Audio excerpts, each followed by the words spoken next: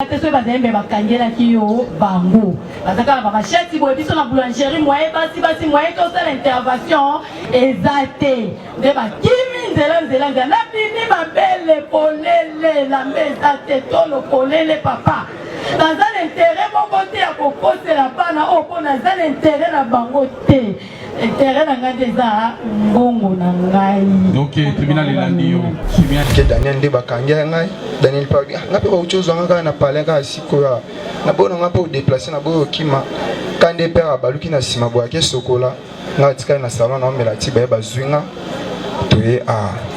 Na munoka mama na mama lo baka bo pisa nga mbona nga bino ba besoin mbona nga na mona bino na 4 heures. Maman zé ko réclamer mbon combien bozwaki? Na ebité.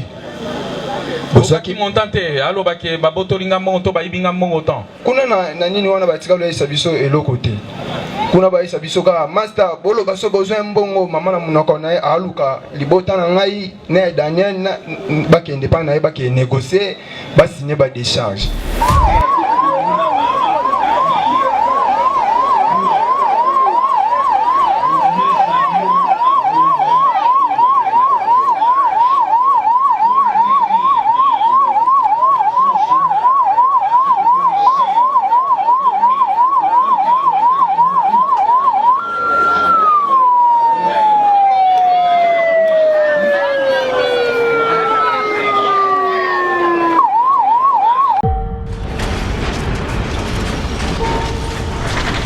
Congo Nakini, donc avec Jordan Kambala.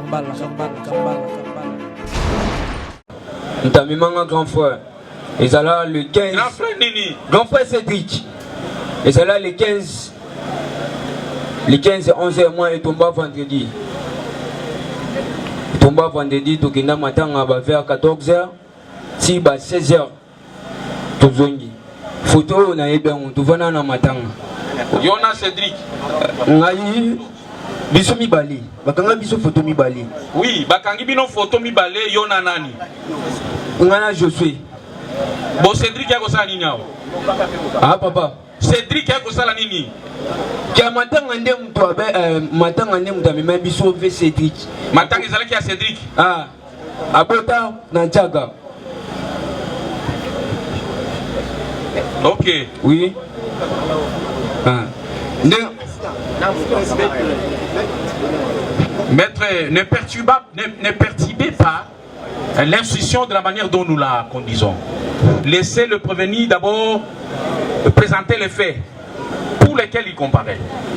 Vos interventions seront faites ultérieurement. Voilà, non, ça m'a pas OPJ. Donc, mutakanga photo na EBT, na tikala pour monité. Le 15, le 16, le 16 est tombé samedi. Le 17 est tombé 18. Le 19 est tombé mardi. Et tombé mardi, grand fois à Kekop. On tikala na. À Kewapi? À Kekop. Kop nini? Konengana. Na musala mwagwati. Oui, mais kop nini akende ki mukolo wana? Effet nini? Donc tout est comme makasu ngadia na bon marché. OK. Oui. Donc faut attendre le 19. Moi na tikala. Na bimi na kwa na oka information. Oh Daniel, voilà que c'est biso ba photo na bino yo na Josué babi beaucoup tele maman mbona chaka bo ibembo. Babi bo sala kinini? Beaucoup tele maman mbona chaka bozuye mbongo. Ngabi ah. Mutu ola kanga photo wana. Na ebete mama na azwa photo na ngani tanini. Donc na tikolo yebo mutu akanga photo ti. Na ebse OPJ abeni mama na. Pour kanga le 29 et le 30. Tout ça mbati le 2. Babi bokotela ka mamango na Ntsaka. Na Chaka. Chaka. Ah.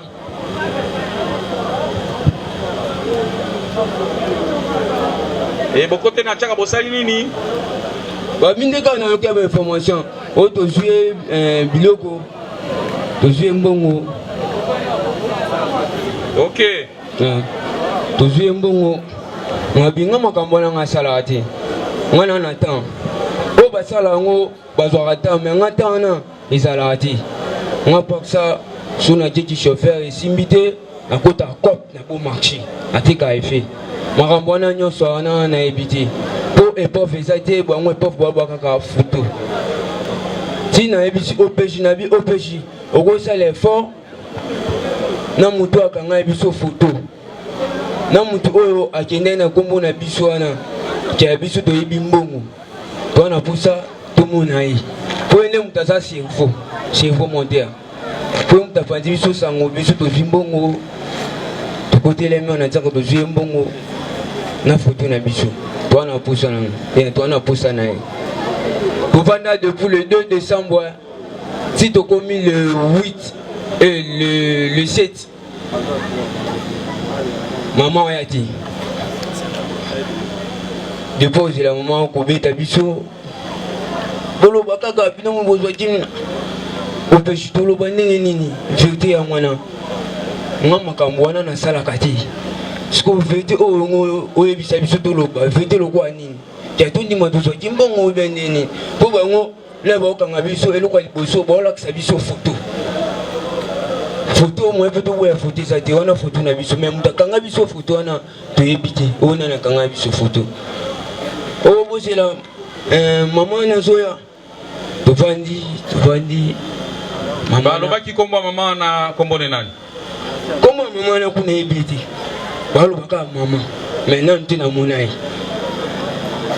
ok nakomaka na re na biso muyombe wana naomona mpe ndenge basoda baokita na bamoto mpo nga mesa yango okima basoda te basoda bakiti nga mpe napesi nanga da 1000 francs bapesi nga manga 500 bazongisela nga 500 francs namona basoda ezalaki bapolicier to bamilitaire bapolicien mais il faut faire la part des choses entre les policiers et les militaires bapolicien bakiti wana baleki nga bango nga mpe na nsima boye nga naokipe nanga bango kote bakamarade misu bazalaki pembeni bato ya moto wana bazwi bapaniki okima ti babaluki boye bakainga mbamo aka na meme kupo naza nango bakainga na nsima moyibi nabi mpe nayibi nini nayibi manga nazosomba ne manga o moyibi toke boye banzomemanga kobeta nga balongoli nga 18 000 na poche porte-monnaie téléphone na nga double sim na chaînette na nga mona nazalaki na argent pire balongoli yango siko bokangi ngai bokomosa ngai suboye ndeni moyibi nyama pa zeloke mona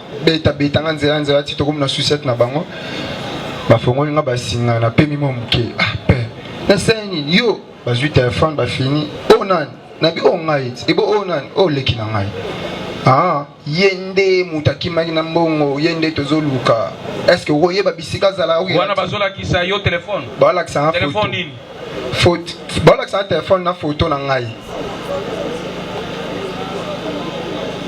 tina tuni parce que photo eutwa na pesi bino photo wana ozalaki yo na nani tozalaka bato tovandi na matanga me na kati ya photo na bilongi oyo emonana ezalaka ya ngai na ye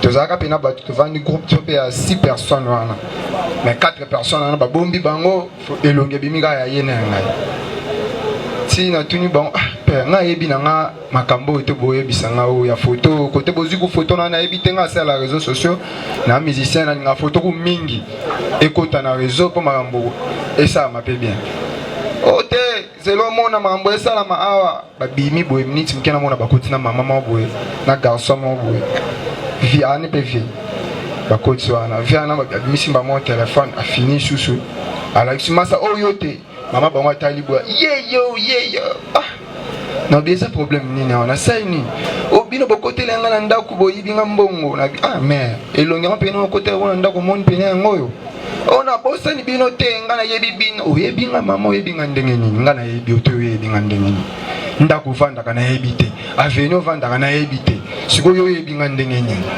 na yebi oyebi bozela bomona balongola nga butu wana bakitinga ti kote na sekuna kombo ya mama wana nani ana yebi na nga ete bakitinga na sekuna kote bato na bango balala so bakangi bango bake kuna babombi nga nalala na basinga osimbe malambu botale na loketo aza basinga limwaka na bipe botika nga makambo nayebi te nga kokolalisanga ta pene na bino boye na okima te mpo nayebi eloko te na mesana mpe bongo te bayokanga te bakanga basinga babombanga bongo ti lobi na tongo comme baka toxe je na biso yo laksanga sur téléphone ya na biso azaki a lobi melelo na sirte kai ayo laksanga sur téléphone bisinga Josué est-ce que petit non o asala moyibi nga lobi TV na yebi na ba position na te na pa na yebi na ba position na te abengi pe ami mususu bakanga biso tant bako tinga na suicide bayo yana ami mususu wana azala peka na quartier na biso Kevin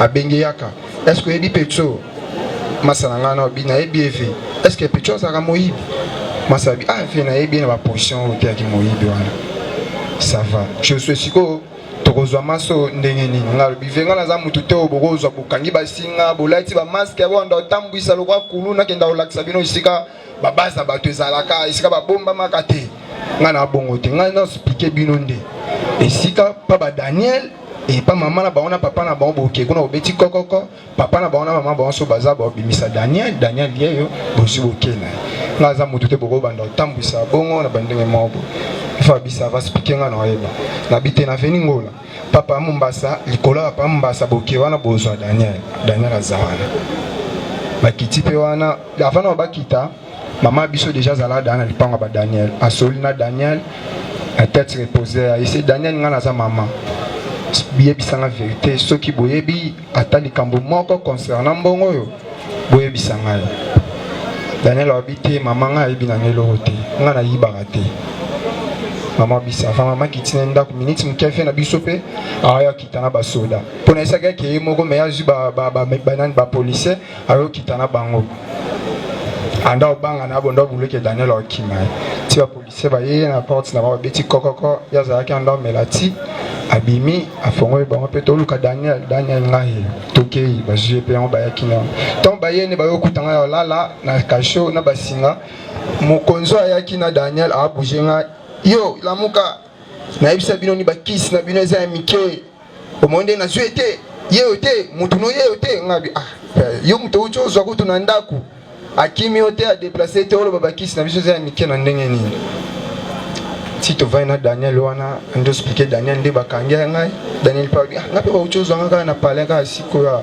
na bona ngape o déplacer na boyo kima kande père abaluki na sima bo ake sokola ngatika na salon na melati ba bazwinga toye na munoka maman lobaka bopesa nga mbongo na nga bino ba besoin mbongo na nga na mona bino na 4 heures maman zeko réclamer mbongo combien bozwaki na ebité bozwaki montante alobaki babotolinga mbongo to bayibinga mbongo temps kuna na nini wana batika lo esa biso eloko te kuna ba esa biso ka master bolo baso besoin mbongo maman na munoko na aluka libota na ngai na Daniel na bakende pa na ba ke négocier ba signer ba décharge mais biso to yebi na biso makamba mbongo te yango libota na ngi décider te oyo na place za awa toke nango kaka pa bato baleki biso tokende koyeba soki eza ndenge nini po jamais ko suka boy bana bazolo bazwi mbongo te mais yozo za wana kaka polo ba to signer décharge bana bafuta mbongo boyete c'est que toke ka likolo pa bato baleki biso toke sam. Et voilà les témoins qui viennent de témoigner et de démontrer par ce blanc que les prévenus ici étaient passés aux arrêts. Quant au PV d'audition, Monsieur le Président, parce qu'ils étaient auditionnés sommairement, parce qu'ils venaient de commettre des faits. Le PV est là. Donc ils sont passés tous aux arrêts. Et c'est de là où les prévenus, King Boss, le roi des royaumes de la rue, qu'il a lui-même avoué que King Boys c'est lui.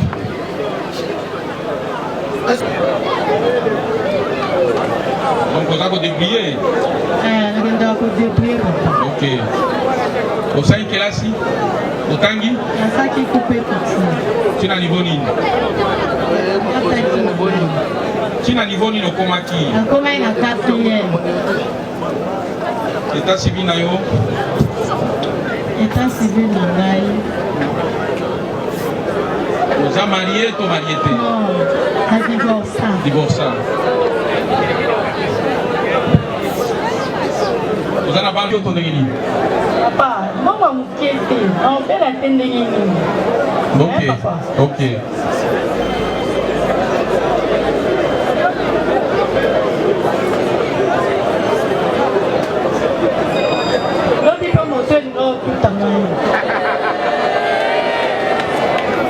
Moto tout à qui auto liga que tout à yo.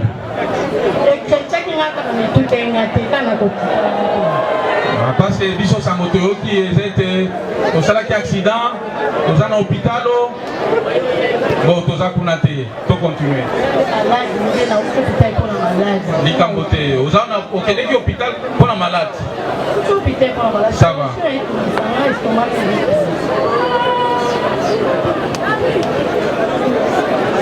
Bon, bah, de quoi mi balé yo Josué na Daniel. Yo ebi bango na circonstance ni. Bana oyo.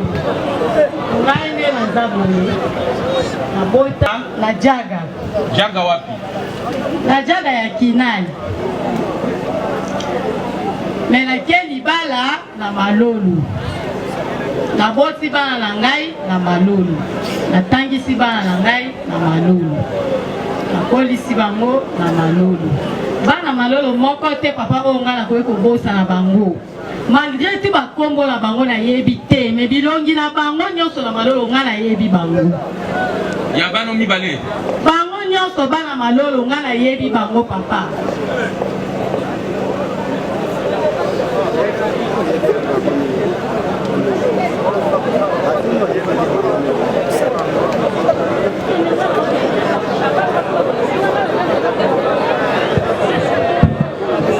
Qu'est-ce qu'il y a? Maman Cécile Tambonini. Zala na kibia, hein? Zala na kibia ko silikate. C'est papa na silikate. Olobi oye awa parce que bana oyo bayibaki yo bayibi opembonga mukete, c'est ce qui fait qu'on komi kobela au hôpital et aux alaki na hôpital moto et krechaki yonde ngolobi et oyebi kobota mana jaga obalami pe otangisi bana na yo polisi bango nyonso na malolo webi bana ya malolo bango banso ato yebi bakombo na bango te me oyebi bilongi na bango. Merci papa. Ok. Sikoyo ba na mibale oyo oyebi bango mukuta mukolo nini na occasion nini omona bilongi na bango ba kotelaki na ndako. Tribunal eza osenga boye bino bazali kolanda audience makelele te na signe ya approbation to désapprobation. Toza na match ya football te soki équipe moko etie mongete bobeta maboko bo pesa ba spectacle non.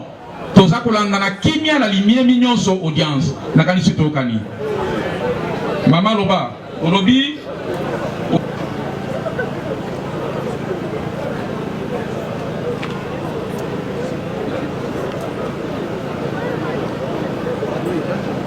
bakoti na ndako na 4h du matin les 20 ezaka mercredi na 4h ya na 11e mois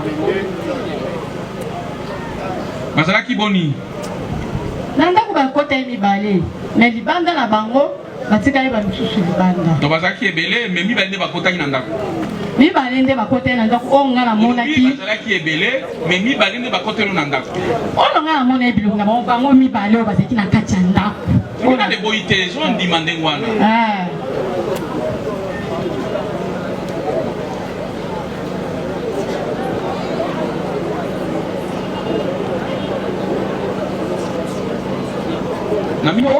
ke o mtamemanga seka mo papa mwana oyo mtakima bo ya sali ko bima na ndako ya akanyinga nalataka nazalaka na kilote ya chambre oto mabele polele nazalaki mpola o molungi ezalaki ntango bakoti nakobima na bango to bakoti nayokaki te me kobima na bango ye oyo akindi na saki na ngai mbongo ezalaki ya rouge na telema ko ye akangi ngai abwaki ngai da etaki nani akangi abwaki yo oyo oyo ya monene motu monene wana nde abwaki ngai ntango abwaki ngai ye nde akimaki na saki ya mbongo na ngai.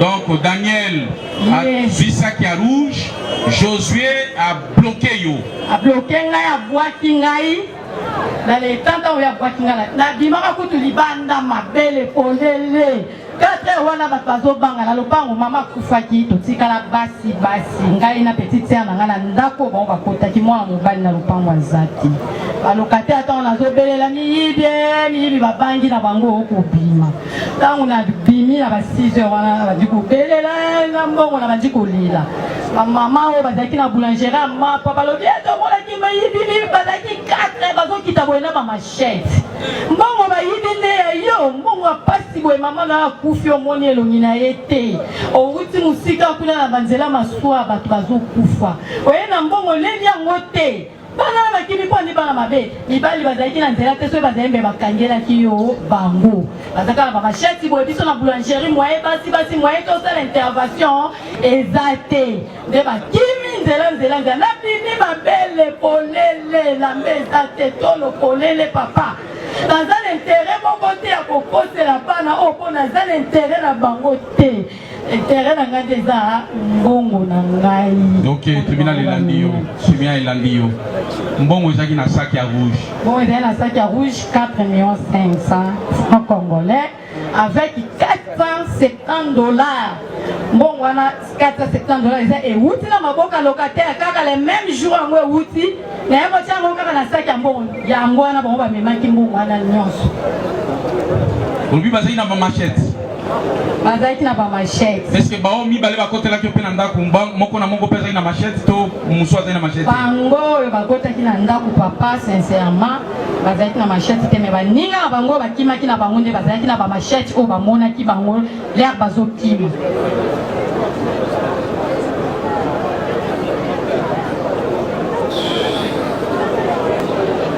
Naza mwasi pauvre famille na bango nde efingi nga mwasi pauvre na ozongongo na wapi nga na mataka maswa naza na susi ya makambo mosusu te naza na posa ya mbongo na ngai nga naza mwana liboso epa na biso naza na charge. Okoki koyebisa biso bango mibale oyo Josué na Daniel bakote yo na ndako bazali na machete te me baninga na bango bazali libanda bazali na machete?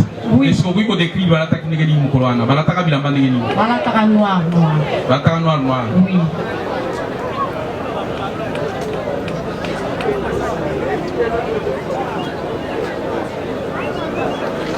Alors, maintenant, comment ils ont réussi à accéder dans votre maison?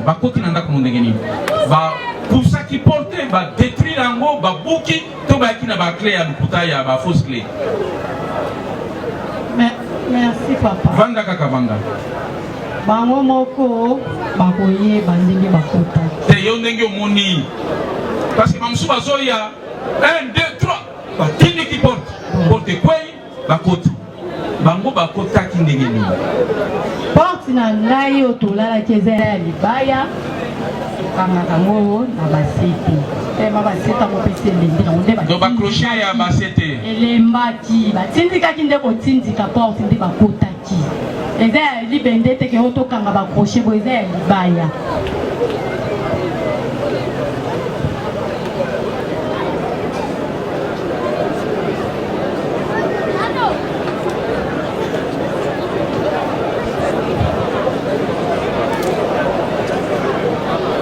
En dehors, il y a 4 500 000 francs congolais. Oui. Il y a 470 $. Oui. Nini sou bazwaki? Bazwaki de l'autre côté. Bayibi, et vous venez à moi, et vous soyez à mon bail. Azoya pe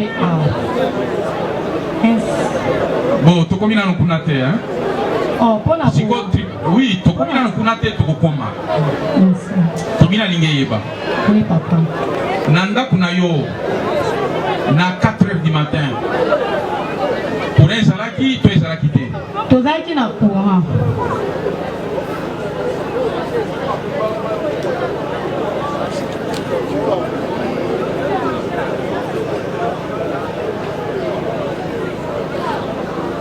Est-ce que voilà qui va visage na bango to bomba bilongi to ba côté la ki okanding basawana? Bakotika ba bomba bilongi ndeni soki ba bomba bilongi na mona bango te papa. Pe na ngana ye bateke nani akoti na ndako. Na moni bilongi na puisque éclairage ezalaki. Ezalaki na molini te ezalaki éclairage. Ezalaki nde yango mona kangaki bilongi na bango soki na molini na ngana ye baba. Bokangi ba photo, le tribunal ne comprend pas. Bokangi ba photo na nini? Tozi ba photo na base parce que bakulu na bavandaka baganda noir basa tomelaka banki photo bisika bavandaka ouais parce que ba entrepreneur logo eza photo bosokanga batu tokaka bisika bango bavandaka non ya batu naza na nyonso eza awa tolongwa toye na ngambo ya Jaga tokuti bango bavandi ya diagonale esika matanga moko ezalaki ya mwana mwasi moko akufaki baomela banki to baomela banki nga se caché bazwi bango mbale bavandaka bango mbale boya azalaki na lox posuki akati ongaka ntango aokiki général ouais général azali na lox azalaki na lox bafoto ezaka komona bakangi bango bafoto bazwi mpe ekiri mosusu bavandaki boye bamosusu ayaki torsini avec bangi bakangi bango mpe bafoto tolongwe bango bayebi eloko teke baluka bango non non tango ozokanga mutu foto soki mutu amoni okange foto mutu wana kotomokela yo tout à fait foto kwani bafoto bango bazala kata ambiance na se ya sous drogue ya bafoto toye alakisi mama bafoto ya liboso abi elongi na yebi yango te Lille 5 abetaki mouvement po azwa moyen kose défendre akima azalaki na mosapi oyo azalaki na noir moko si ete ecubaki wana malgré nini yango ekomolonga pusu nga azwaki chaque place wana nga bibon problème eza te toyeti na banzoi bapesi komanda Poutine bafoto na bango mikolo ebandi opusana ya koluka bango papapa bazomonana te nazongi susu na banzoi nga bi sio nakangi bango te okoloba partout balongolanga ta place oyo abi merci beaucoup vendredi na 20h babengi ngai na banzoi ono tokangi bamalfaiteur wana moko akimi moko tokwei na ye azotuna baplaignant fo kosala effort zwa moto oya awa na ba 20h wana nakomi nakuti ye Lille 5 na banzoi général moko so ayo benga suka mpona ye wana mwana nanga bipapa mwana na yo bakangi ye mpona kimoyibi général lokola ye mpe na bakombo ya ndenge wana na yebi te soki ya FARDC bango baza na armée na bango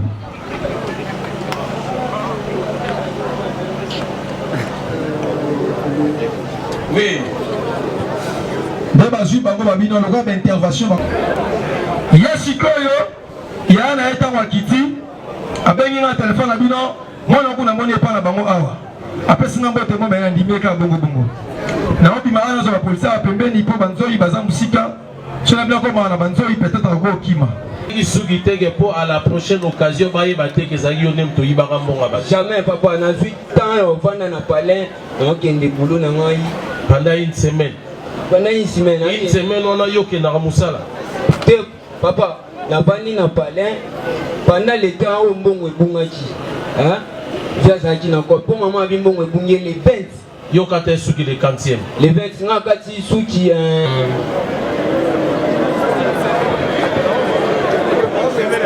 merci beaucoup nakati suki mardi ya mokolo nini date nini mardi eza ebele nakati suki mardi ya le 19 à 11h mois tombé mardi. Oui, vous pouvez compléter votre client. Monsieur le Président, je ne vois pas les débats dans les cheveux. Mais c'est fondamental. Votre honneur, les tribunaux ne doivent pas verser dans les discours du ministère public. Parce qu'il instruit à charge et à décharge. Il pense qu'il doit aller en flagrance, il n'y a pas de décharge ou à charge. Mais c'est le président. Mais dès lors que l'auditeur militaire a présenté le poste, nous expliquons la cause, nous découvrons le fait. Il n'y a pas instruit de la charge et à décharge ici.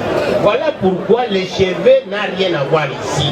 Puisque Daniel n'a jamais su que cette dame aurait perdu son argent, pour couper les cheveux, il n'a pas de jour à obtenir. Merci. Ce sont ses cheveux. Merci. C'est une question ou quoi? Oui, nous avions la parole. Un instant. Oui, monsieur Laurent de la loi, une minute. Merci, monsieur le Président. C'est ce qu'il a dit. Donc, l'auditeur militaire estime que la coupe de cheveux, c'est un alibi. Oui, monsieur le Président, que nous soumettons à l'audience tribunal c'est pour faire poser au renseignant qui est le fils de la... Allez-y, allez-y. De la partie civile. Allez-y. C'est de savoir. Parce qu'il venait de déclarer par le verbe contre le tribunal que des photos de ces prévenus ont été prises. C'est pas lui qui a capturé les photos avec ces derniers, mais ses amis de service de renseignement. Pouvait-il citer ces noms de ces agents de service de renseignement et la date de la transmission de ces photos auprès de lui? Bon, s'agissant des noms des personnes qui l'ont aidé, ses amis des services de renseignement qui ont contribué à la prise de ces photos, le tribunal ne veut pas régler cela. Mais, monsieur le Président, quant à la date de transmission des photos, parce que oui, nous avons tiré les protocoles par rapport. Oui, là nous allons poser la question. Oui, ma photo, il va t'indiquer au camp. Ma photo, tu veux qu'il y ait le 21. Le 21. Le 21, au Bakanga, ils vont en photo. Parce que la banque qui a belé. C'était le 21. Dans le 21. Voilà. Un jour après vol, il y a maman. Tout à fait. Ça va. Le même n'a bouton dans moi, on a pris ma photo et pas Poutine. Et puis, allez à la parole. Premier jour, il y a audience. Grand frère a Elingaï Batu, Vimba Milaï, Baselenga Menaskuna. Baola Kamafuwa Bomangaï. Nazana insécurité. Il y a un pasteur. Pasteur Pierre, ça la Pasteur Grégoire. Oyaka Nandaku. Ba menacé na batema bazaba maman ba oteka kuna. Chebo tina tabatu. Monsieur l'auditeur militaire, regardant sur le comportement de ces partenaires-là, s'il y a lieu de l'inquiéter, c'est pas normal. Quelqu'un qui a été victime, quand on cherche encore à lui causer du tort. Monsieur le Président, nous vous avons dit ici, à l'audience passée, c'est le même mode d'opération, Monsieur le Président. Lorsqu'on arrête, c'est les membres des familles ou les... Voilà, Monsieur le Président honorable de la proposition, nous vous avons dit ici et nous vous garantissons que non. Tout celui qui commettra, qui osera, Monsieur le Président, afin de voir, nous allons les traduire devant votre disciplinaire. Merci. C'est moi qui avais la parole, monsieur. Vous avez la parole. Posez la dernière question. Monsieur le Président, ma dernière question de la maman. Il vient de vous déclarer ici si haut que les photos ont été envoyées en date du 21. Peut-être j'ai eu à souffrir quand même sur mes yeux. Mais j'ai été acheminé à un endroit très sincère où après avoir pris des choses appropriées, j'ai été guéri. Ayant parcouru les téléphones de l'enfant qui vient de vous présenter le prétendu photo, où se trouve le prévenu, Maître Zemmour constate que ce sont des transmissions qui ont été faites hier, c'était le lundi. Je dis bien le lundi. Vous avez regardé, vous avez vérifié la date. Oui, Monsieur le Président. Oui, Monsieur le Président, c'est là où nous sommes. C'est là où nous sommes. Si ce téléphone peut venir devant votre registre tribunal Prince, pour mieux renseigner Prince, renseigner la date de cette transmission.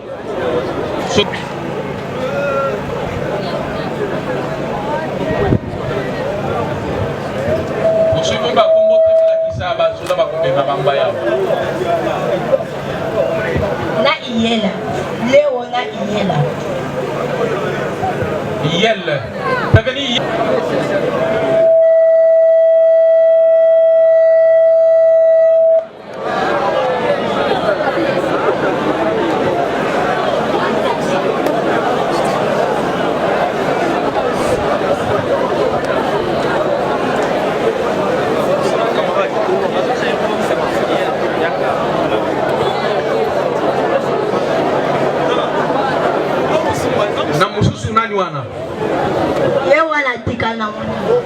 Dikenda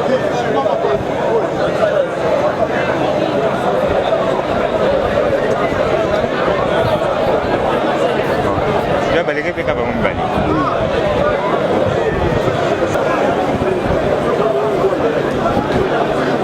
Yoko mbona nani? Baleke pe nani? Lelo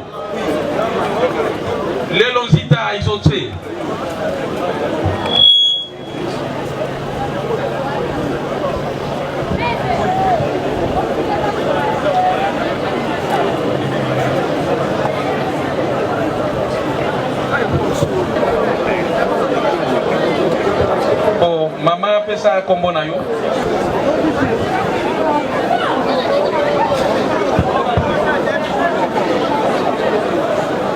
Botami wapi?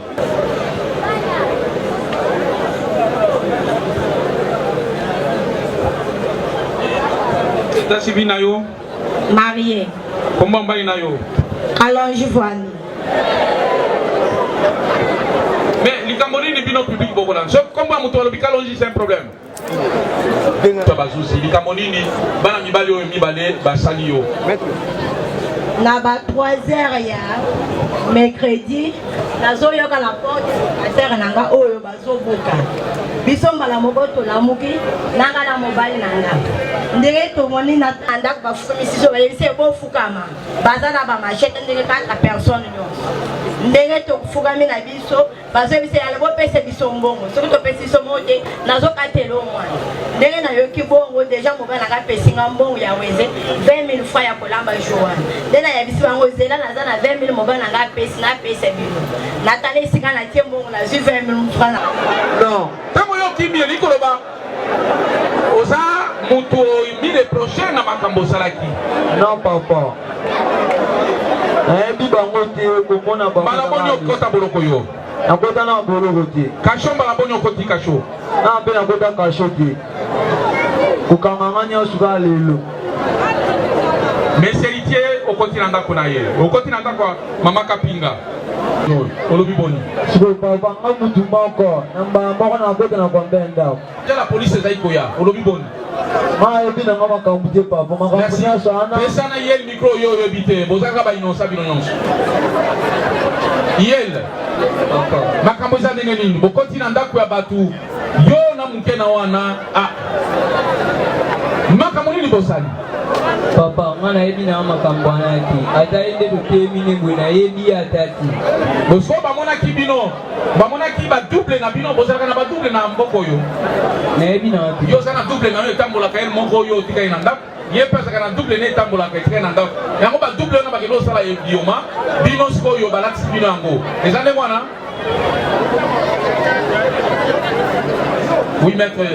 Hier, monsieur le Président, il veut faire des échappatoires en disant que non, il ne connaît pas le prévenu Lelo. Or, ils ont péré ensemble, monsieur le Président. Les prévenus et quoi? Les victimes qui sont devant vous, monsieur le Président, elles ne sont pas des illettrés. Pour vous faire voir que non, ils ont vu tous les deux pénétrer dans leur maison, monsieur le Président. Merci. Une question sur votre autorisation, monsieur le Président. Vous adressez à qui la question? Monsieur le Président, s'il y a moyen de poser les deux prévenus la question, ils étaient arrêtés quand et sur quelles circonstances? Oui, Monsieur le Président, honorable membre de l'opposition, pour vous accorder la parole. Monsieur le Président, honorable membre de la opposition, pour vous faire voir que le prévenu ici était arrêté par la caméra publique. Et le prévenu hier allait être léché par la population. Si vous les demandez d'enlever seulement les polos là, vous allez voir comment il était tabassé parce qu'il était arrêté par la caméra publique. Il a des blessures de peu partout. Lesquels? Prévenu hier. Si vous demandez de vous montrer seulement sur son dos là ou bien devant, vous allez voir que c'est la population qui avait mis la main sur lui. Et on allait le lécher ce jour-là. Il était aussi l'intervention de la police. C'est à ce moment-là qu'il y a eu la vie sauve.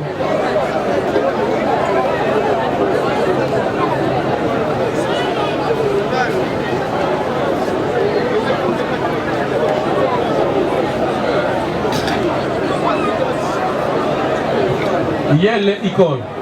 Papa. Est-ce que vous avez un makasi mukolo bakanga kayo? Babeti yo innocent moyi. Ok, babeti yo kaka yo innocent moyi. Bakangi yo mukoni. Bakanga les 4. Les 4 nini? Le 4 décembre. Si ma osala bioma et pas bango non. Pour bango peut va côté bango le 4. Le temps on a mot le kendo kosomba le papa na kuta ba soto ba kainga. Voilà. Bon, je voudrais hier ainsi que est-ce que le ministère public a versé cette pièce? Je crois peut-être c'était les procès verbaux de saisie d'objets de la manchette. Effectivement. Ok. Monsieur Laurent Delors, où est ce procès verbal? C'est celui-ci.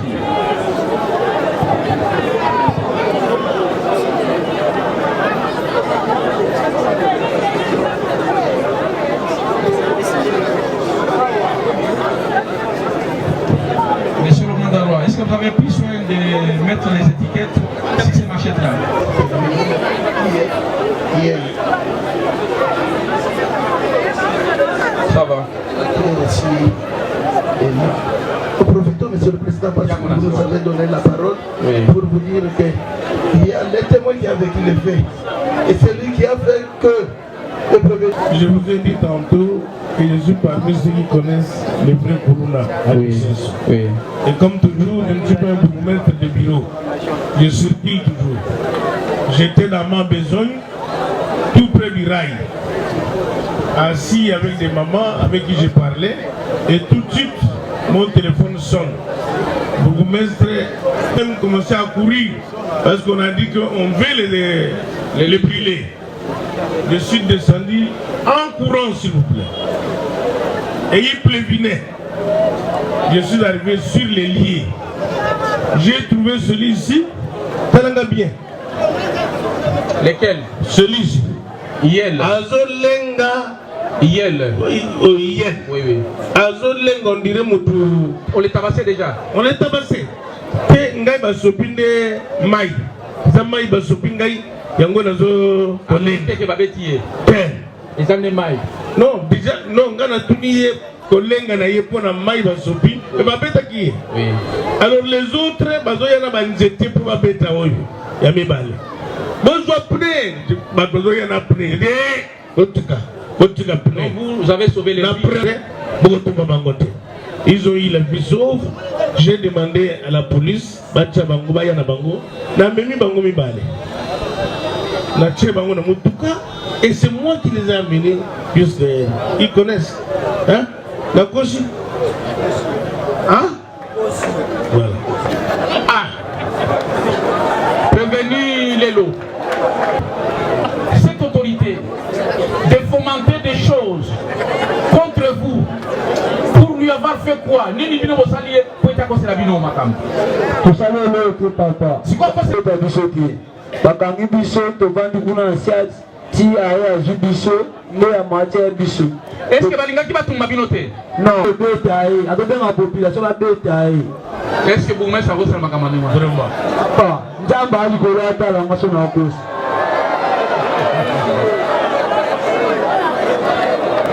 Il était prêt à mourir. Bon, prévenir Lélo, la qui s'arrête mon Congo na yo. Mon Congo. Vous avez vu? La telle en banayo. Notre intervention, quant à ce, malgré le tribunal est passé outre, développé. Monsieur le Président, on va vous faire observer que voilà la contradiction entre les prévenus. Khaled vous dit que non, il venait de l'université et puis il a déclaré qu'il puisse entrer au niveau de motel Fikin pour sortir du côté Lemba. Un motel Fikin, et maintenant il sortait de motel Fikin pour aller le laisser prendre les transports. Voilà la contradiction. L'autre dit que l'on voulait entrer par motel Fikin pour sortir du côté Lemba. Mais Khaled vous dit que non, lui et d'autres vous disent que non, il était à motel Fikin et les autres sont entrés là. Qu'est-ce que vous allez retenir par cela? Merci, monsieur. Des contradictions entre les déclarations des prévenus. Oui, messieurs les avocats des prévenus. position, je pense que le ministère public doit être quand même à l'aise. Déclaré si haut qu'il revenait de l'université et avant même ils échangeaient au téléphone parce qu'ils ne sont jamais vus avec son ami.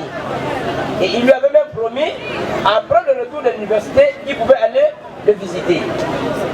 Alors, il y a eu un instant, prévenez Caleb. Vous avez la carte d'étudiant là-haut? Hein? Monsieur le Président, nous avons des pièces attestant qu'il est étudiant, Monsieur le Président. Amenez, amenez.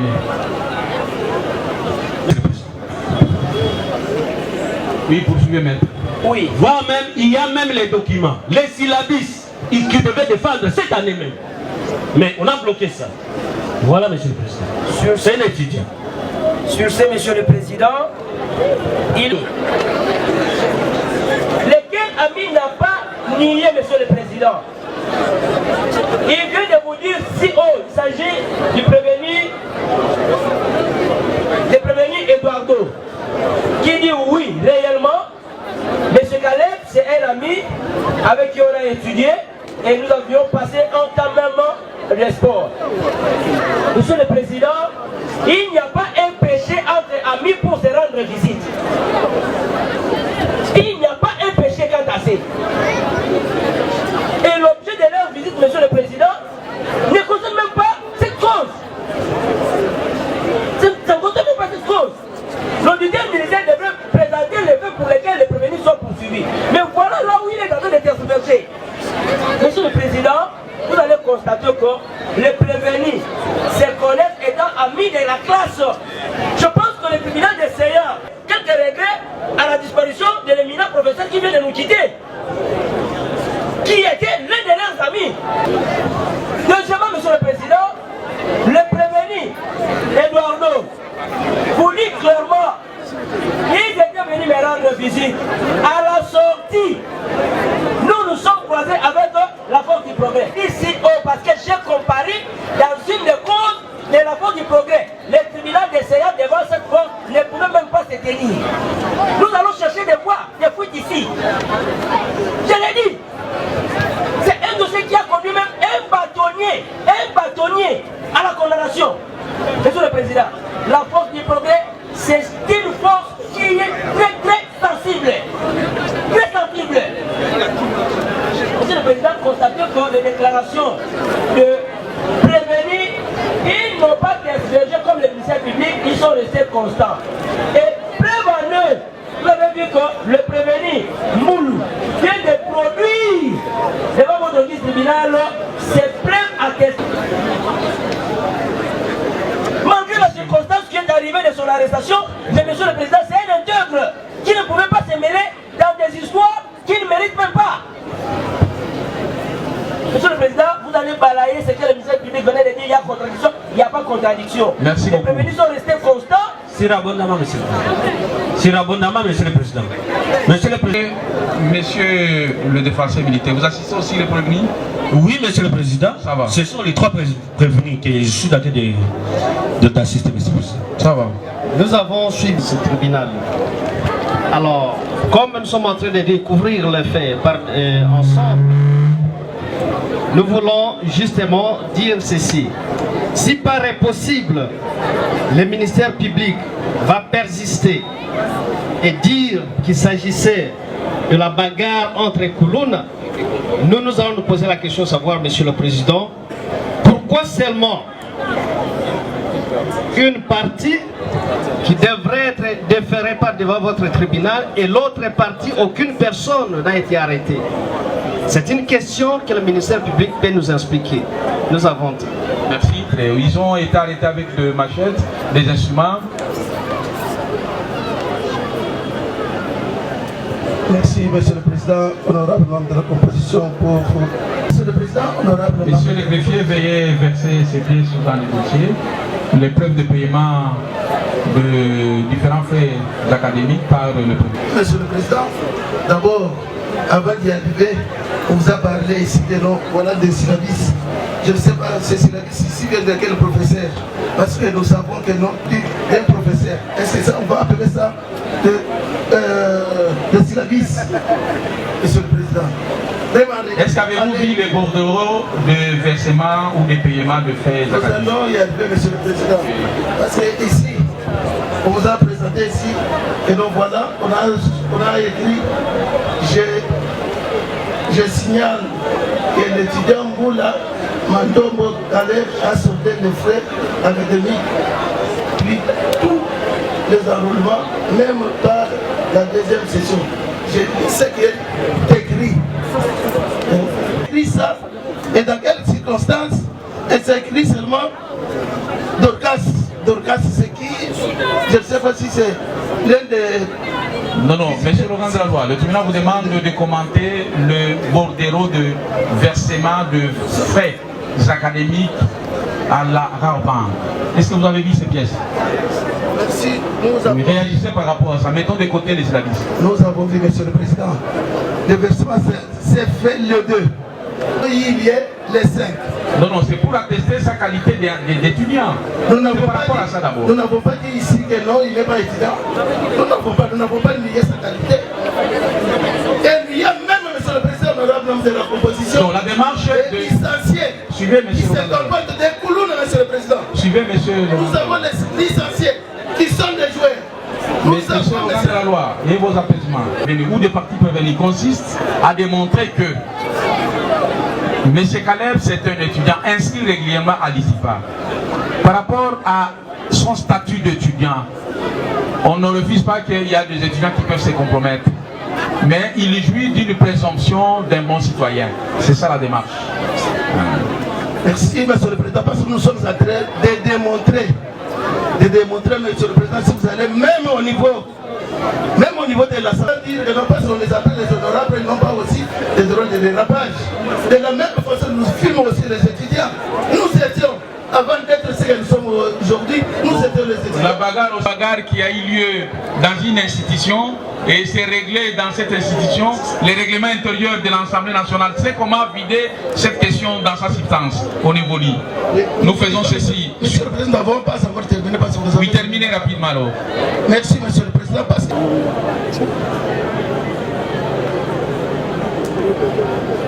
Macha Barça. Oui.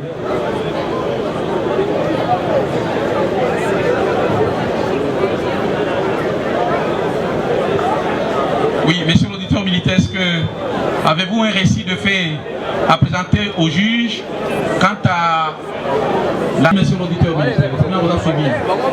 Oui, les collectifs de prévenus. Monsieur le Président,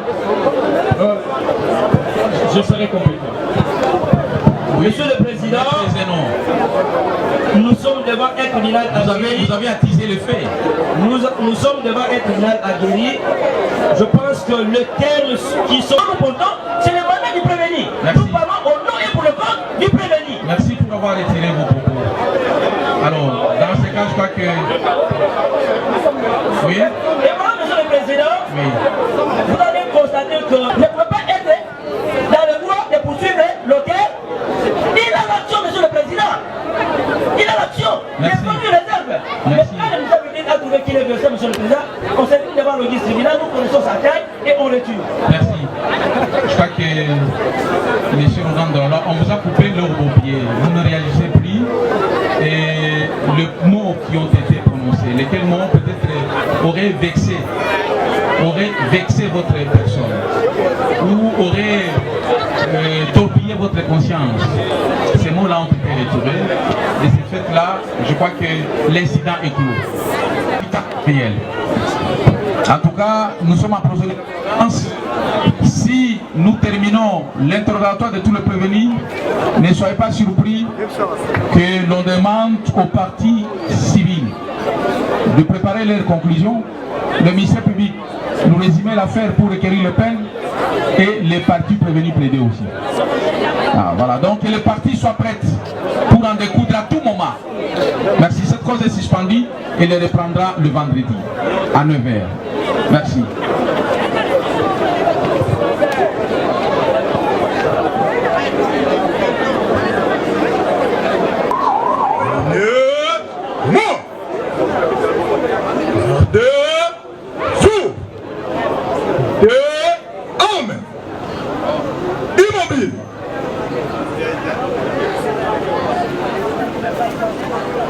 Mon colonel, la police d'audience est levée.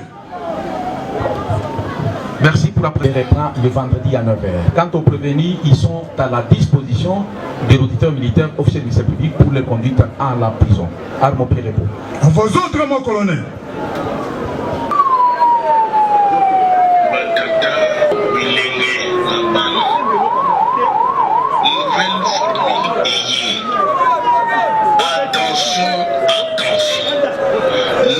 formule eye mpona bakuluna ministre na biso ya justice alobi boye mbala oyo bakuluna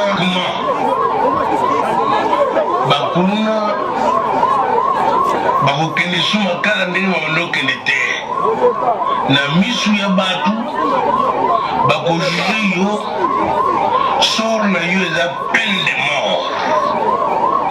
mort mpona bakuluna soki prison bakokende na angiga batata bamama boteya bana peine de mort eye tolobaki te ngai bourgmestre bino alobi omoni kuluna quelque part omoni bacriminel quelque part benga toujours numéro ya bourgmestre na yo Papa Godet actuel 081